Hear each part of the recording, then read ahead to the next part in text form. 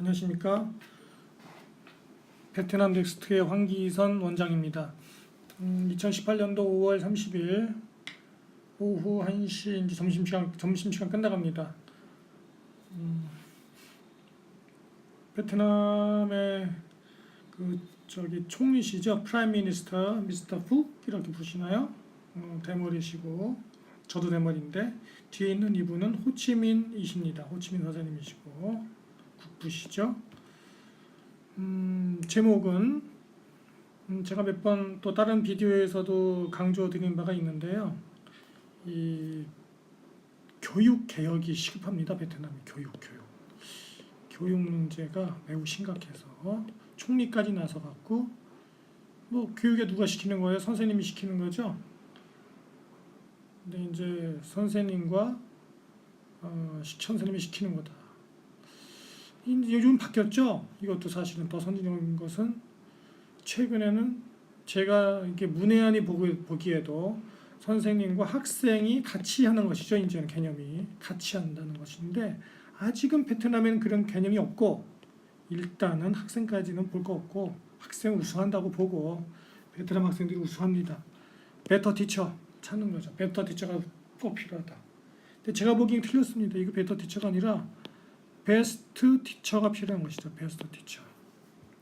베스트 티처가 필요하다. 왜냐하면은 베트남도 이제는 국제화되기 때문에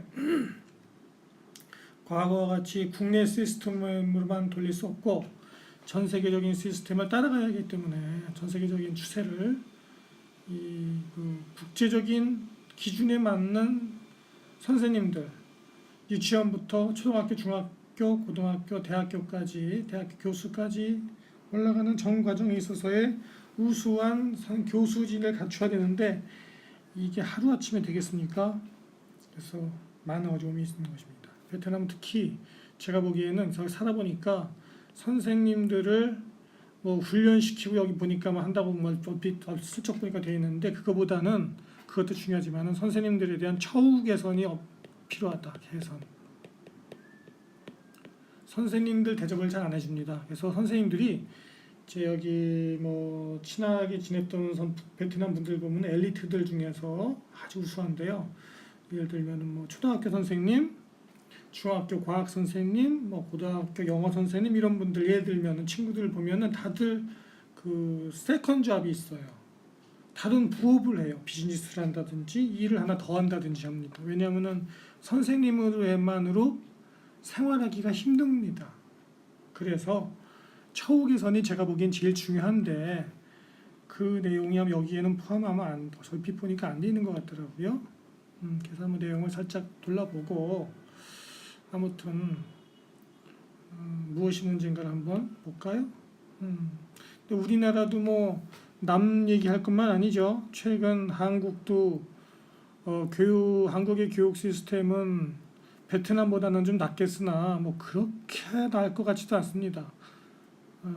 여전히 한국의 교육 문제는 공교육은 매우 후진성이 있고 사교육이 이거를 대신하려는 것 같으나 너무나 많은 그 경제적인 부담으로 인하여 학부모들이 고통받고 있고 그것은 바로 그런 고통으로 인하여 그 양극화를 돈 있는 자들이 더 많은 사교육을 시킬 수 있고 돈 없는 자들은 또 사교육을 못 시키니까 후진적인 공교육에 매달려 있을 수밖에 없고 이러한 현격한 양극화가 교육에서 심해지고 있고 이것이 대한민국의 앞으로 발전의 뒷발을 잡고 있다 이렇게 판단이 되는데요.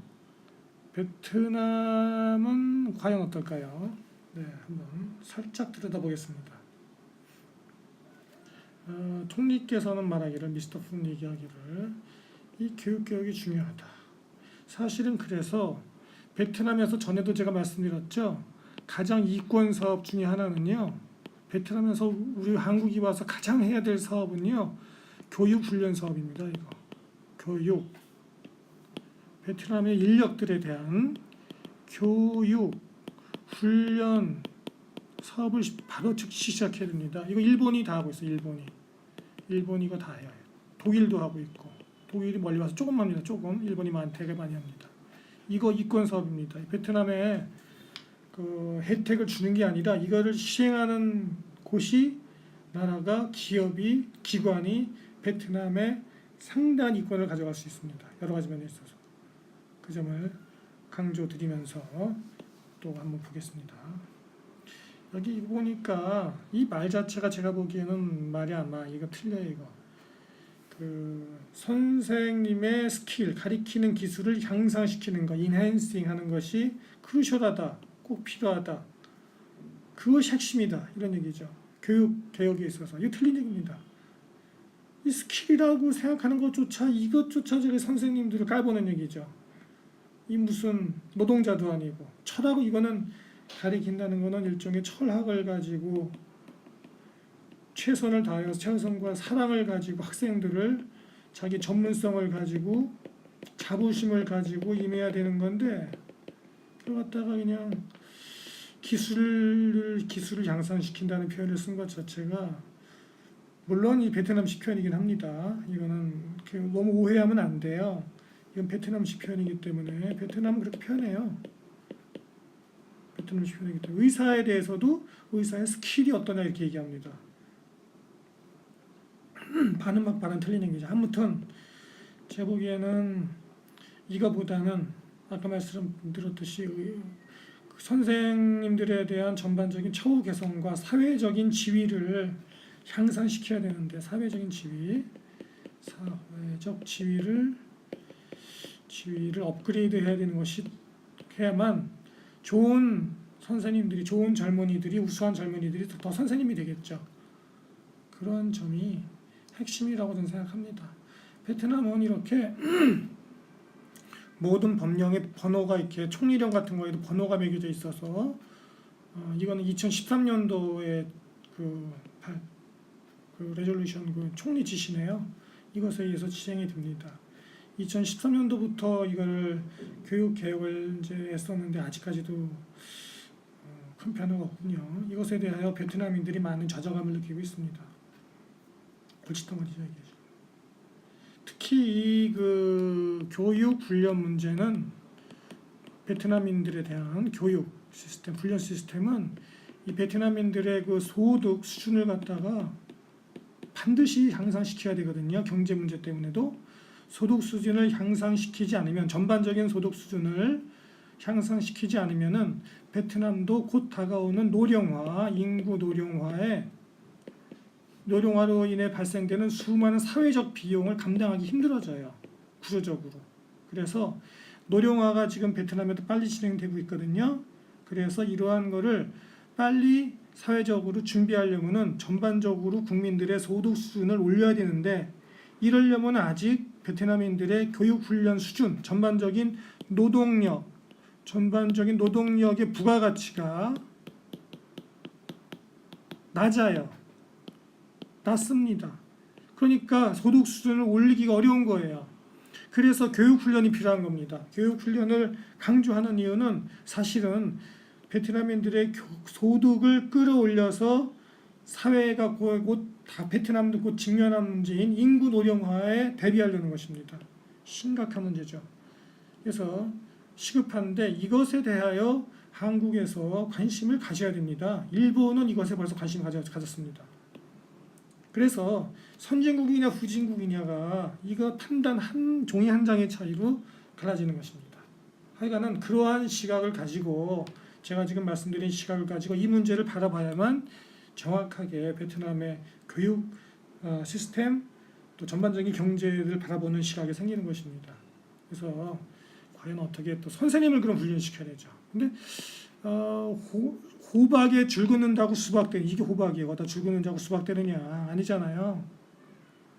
응? 호박에다 줄 긋는다고 수박 되지 않습니까? 결국은 우수한 인력이 와야 되는 거죠. 우수하지 않은 인력을 갖다 놓고 아무리 교육 훈련 시켜봤자 그분이 뭐 조금은 나아지겠으나 과연 진짜 좋은 선생님이 되겠느냐는 의문인 것입니다. 그래서 무슨 얘기인지 이해하시죠?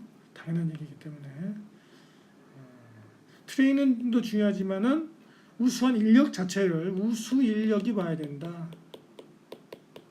선생님이 지원을 해야 된다 그런 것입니다.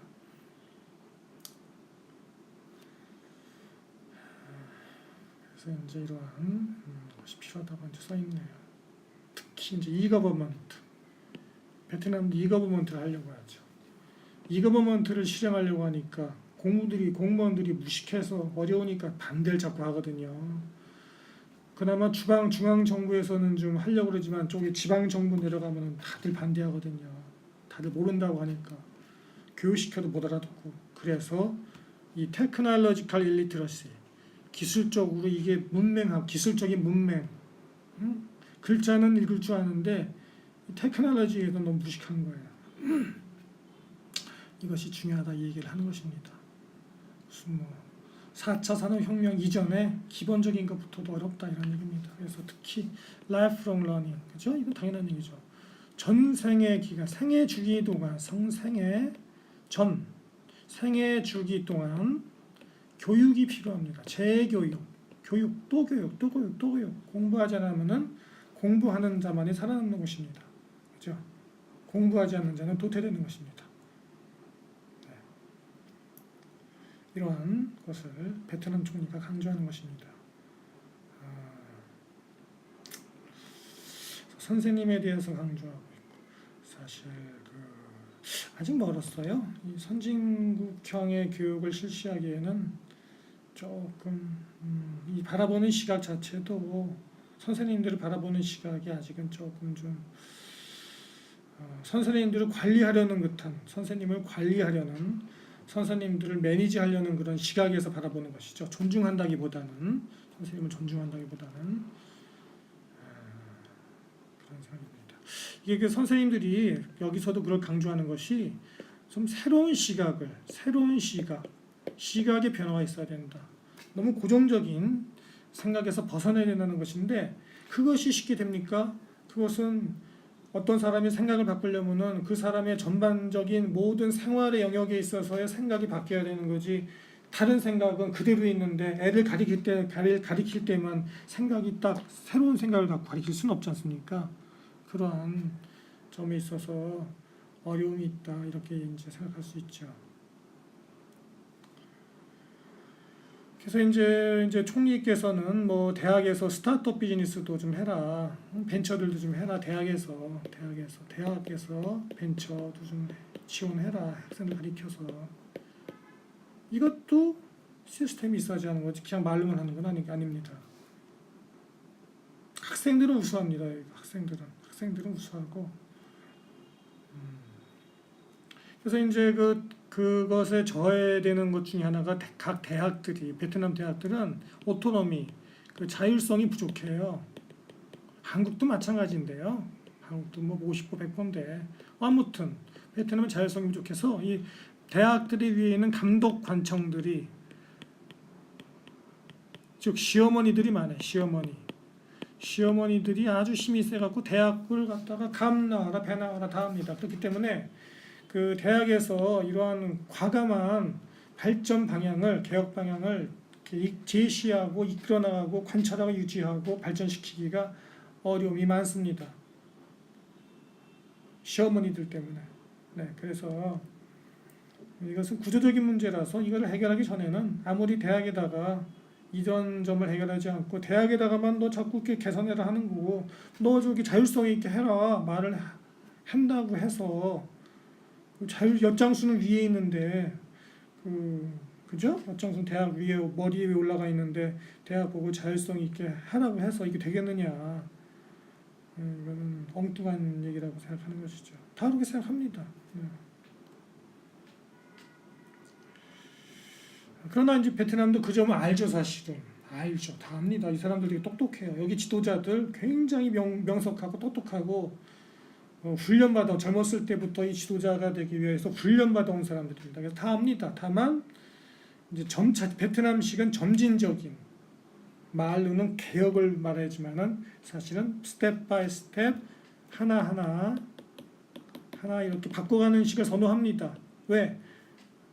사회 안정성이 중요하기 때문에, 사회 안정이 중요하기 때문에 한꺼번에 하는 것보다는 하나하나 바꿔가는 것을 선호하고, 비전은 높게 주되 어쨌든 지금 현실적으로 하나하나 실행해 나가자는 것이 베트남식